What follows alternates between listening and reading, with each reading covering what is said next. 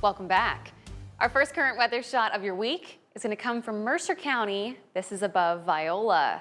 And as the camera kind of turns and pans, you'll see there on the left side of your screen, Highway 67 running right through town. Oh, there it is. Okay, there you go. And what a gorgeous day to be outside. Oh, having the windows down and yeah. enjoying that nice spring air. Of course, we'll be seeing a lot more of that later in the spring, that's for sure. No, I couldn't resist. I had to have my sunroof open today. Yeah. Absolutely. It was just, you can't really complain too much about it. It was awfully nice. Best day of the whole week. No question, because we got a lot of changes coming our way, including that threat for severe weather heading into tomorrow evening. So let's break it down for you. Right now, we've got clear skies and temperatures are very warm across the board as well.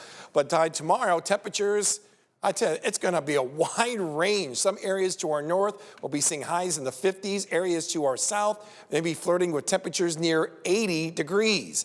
And that's all because of a boundary that we're going to have to keep a really close watch on for the potential for some scattered, strong, and severe thunderstorms by the evening hours. And that's why we have our weather impact alert. We placed it early Saturday morning for this event that will be taking place tomorrow evening, likely between 6 and about 10 o'clock is what we're looking at for this threat for severe weather. So this would be the time to really plan and prepare, knowing where you're going to be and how you're going to get that information when we get to that point. Look at these numbers in the Quad Cities: 73 in Davenport and 74 degrees in the Quad Cities, breaking the old record set back in 2021, which was 71 degrees. Look at this widespread 70s that we see. The only exception from Waterloo to Stockton with those temperatures in the upper 60s. Quiet across the board, but I want to wind the picture out for you because this is what's going on. There's a lot of variables getting in here as far as what can actually happen around our neck of the woods by tomorrow evening. But here is the boundary that we're going to be keeping an eye on. It's now north of us, but as we head into tomorrow evening, it's going to position itself right near the Quad Cities and point south.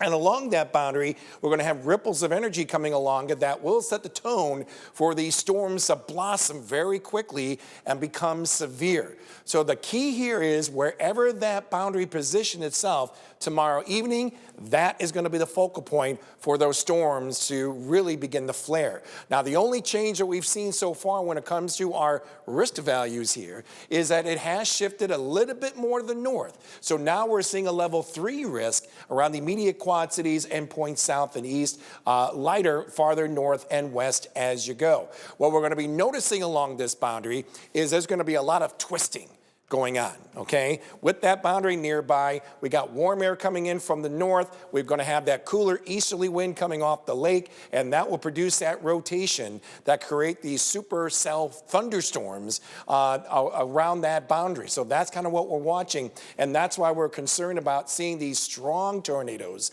maybe one or two that could pop up along that boundary. Let's not forget, too, that we're also primed to see maybe even some large hail pretty much close to golf ball size that could take place with one or two of these storms. It all depends on how these all develop. Now, by 5 o'clock tomorrow morning, everything's all quiet. Skies will be clear to mostly clear skies and quite mild, too, again. Numbers generally in the 40s to even some lower 50s right along the Highway 34 corridor. We'll go about 48 degrees in the Quad Cities. Then as we head toward 5 p.m., we could be seeing maybe a renegade shower or two by the mid or late afternoon hours, I would say. But as we get later in the evening, we start seeing these storms begin to flare up. Now, the timing is not exact as of yet. This is going to be some fine tuning going on for the next 24 hours, but we believe these are going to be the storms that are going to just explode and produce some of that severe weather that may be taking place until anything that we see after 11 o'clock will be more of a heavy rain event at times, and no more than that going into the rest of the nighttime and early morning hours. So once again, that's why we have our weather impact alert going into tomorrow evening. After that, the sky should be quieter, much cooler too, with 40s and 50s, and cooler even more so going into that following or this upcoming weekend, where how about this, Shelby? By Sunday, we may be talking even a light rain snow mix, followed by some cooler air, and then we'll swing those temperatures near 60 degrees by the following weekend. wow. You just gotta be prepared for all of it. We are so ready, though, come tomorrow evening. That's the important thing. Absolutely. Thanks, James. All right, coming up, if you're